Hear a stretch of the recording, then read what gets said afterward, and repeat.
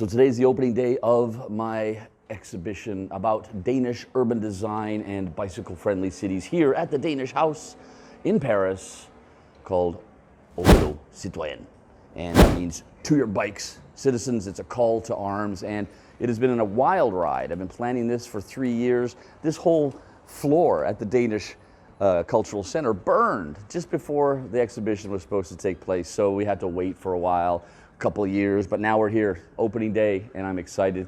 Taking this amazingly huge volume of information about Copenhagen as a bicycle-friendly city and how Paris can be inspired by the design choices that Copenhagen and other Danish cities have made. I mean, it really is a massive undertaking.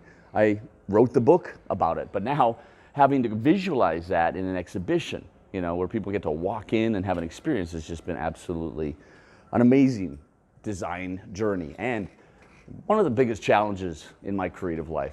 We kind of got, you know, almost everything in place. First of all, we got our amazing poster, our revolutionary poster. Incredibly important for me that it was a female hand with some nail polish on it, because, you know, there's a lot of male-centric stuff even in the bicycle world. But here we're explaining how Danish urban design is the key to the future of transport in our cities and really all aspects of urban life. We explain why design is important. I highlight the simplicity of Danish bicycle design, how we only have 4 types of infrastructure, and one of those types fits every street in the Danish kingdom and every street in every city in the world. Simplicity is the key. Over here, my favorite board of all boards by my amazing designer, Olivia, who's holding the camera right now. Infographics, all the great numbers, the inspiring tales of business model and modal share and networks of infrastructure. We also include some things about other Danish cities, Aarhus and Odense. It's kind of a Copenhagen, Paris exhibition, but we got some other cities involved. And then, oh yeah, dude. I said dude because it's mostly in America. They say, oh, you can't ride a bike in the winter, so of course you have to have a little board saying, yeah, you can. And 75% of Copenhageners do. And there's a Christiania bike like the one we're filming on right now in Greenland, and there's a hashtag, Viking biking. Change the question, man. You know, stop asking the same damn questions we've been asking all over the world of our traffic engineers. How many cars can we move down the street, man? No, how many people can we move down the street? With one of the greatest examples I've seen anywhere in the world of exactly that in Copenhagen on Queen Louise's Bridge. And then it's all graphics and boards, but then I just sort of went all wacko here, and there's a huge collage trying to illustrate how it's a shared journey, Copenhagen and Paris, and every city in the world. But even here you hear, oh yeah, but we never, you know, people never rode bikes in Paris, and you know, this city was made for cars. No, it wasn't. I'm basically teaching them their own damn history here, showing how from the beginning of the bicycle in the 1880s, we've basically done the same journey. Paris is now desperately trying to play catch up, and that is only a good thing for this city. So that was my pet project on this exhibition journey. The power of the bike, all the different things the bicycle can do apart from transport us, social inclusion, integration, accessibility as well. Keep it simple, man. All my graphics I've been making for years, spruced up and slapped on a board to just show, you know what, this is not as hard as they will have you believe it is. And probably my favorite title, Free the Children. Showing my kids, there's a lot of photos of them there, but also all the amazing things, you know, in Denmark, how the parents, you know, teach their kids to cycle very, very early. And then, of course, the biggest board of them all, innovation. There's no other place in the world that has tried to take cycling to the next level for the first time in decades than Copenhagen and other Danish cities as well. So there's all the cool bling that they have been thinking up and implementing. And we're rolling. And of course over there, cargo bikes, and that's what we're sitting on right now. One of the great cargo bike cities of the world, 40,000 cargo bikes. Man, I had so many photos. That was the hardest thing I had to curate there, man.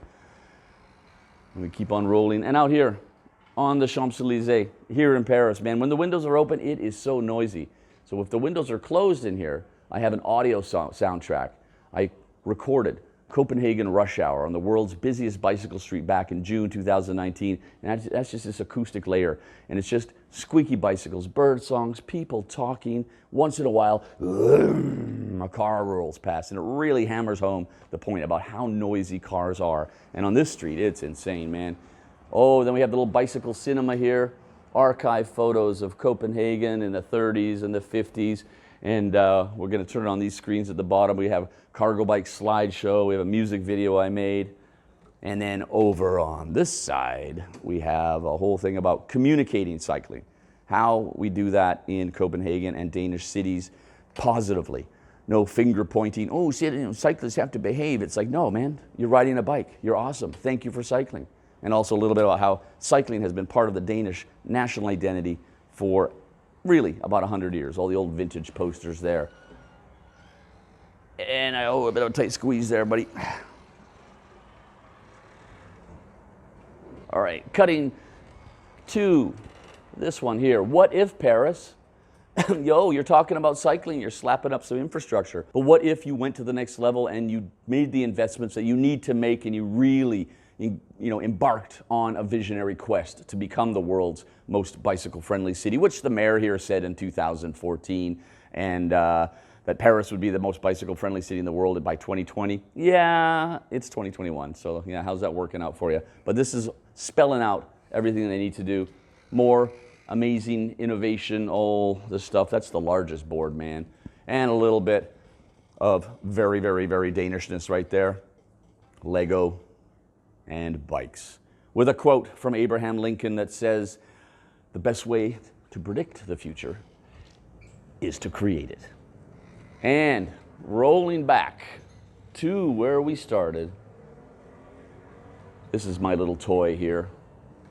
Have a look at that. This is my prototype for on-street cargo bike parking, more secure than anything else we have in the city, something that's very much needed in Copenhagen and all the other cities that are now really gearing up for cargo bikes. And that's that, man. I am so happy to be here. Finally, after 3 years and 3 months of intense work. And are we gonna tip over? No, we're not. It's a Danish Christiania bike. Awesome. But we're ready to go. We're gonna have quite a few drinks tonight. Au vélo, citoyen.